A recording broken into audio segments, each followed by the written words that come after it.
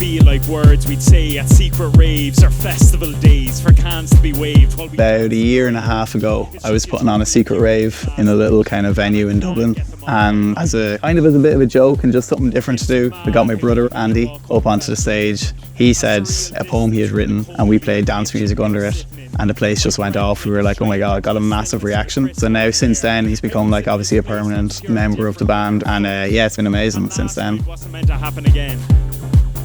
I actually think it's pretty easy. We probably just agree on things without even have to talk about it. We can be more honest with each other. It'd be hard to say these things to a friend or to a colleague or whatever, you know. But say when we're going away, the actual shows themselves only last an hour, maybe an hour and a half. But you have to spend maybe 2 days with the person that you're playing with. So if you didn't get on with them, I think it would be so hard. You just wouldn't want to do it. The main thing we want to do always is like create a party. Like everywhere we go, it's all about energy and dancing and fun. And then when the spoken word comes on top of that, sometimes it can kind of elevate it. It gives it a bit of emotion as well. My references are my mates. Any of the lyrics, almost 90% of them, I'd say, come from real things that were said on nights out with my mate. Rather than like poetry or a spoken word, it should just feel like talking to your mate, you know.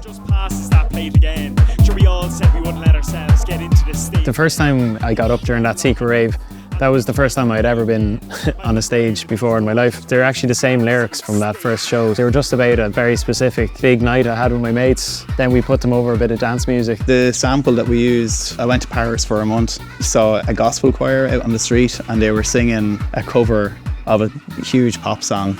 And I videoed it, and when I got home I chopped it up and stuff like that, and basically that's what the sample is that's in the tune. So sent that to Andy, and then he basically put words on it and sent it back to me, and that's Orange Glow. We'll do it all again the next time. Don't look at your phones, lads, they'll just fill you with sorrow. There's like an energy that happens in a small room that's just completely unlike anything else, you know. I think when you get a really good group of people, a really small place, it can be incredible. And I think sometimes they're like the best shows rather than always going to the bigger venue, bigger stage, bigger everything. So sometimes the best shows for us have been the smaller ones. There's going aways every few days, and they come in waves like 18th or 21st back in the day. It was mad. I posted off my own TikTok and then put my phone away and didn't even look again. And then my phone, it was getting so many notifications, the battery was just like running out.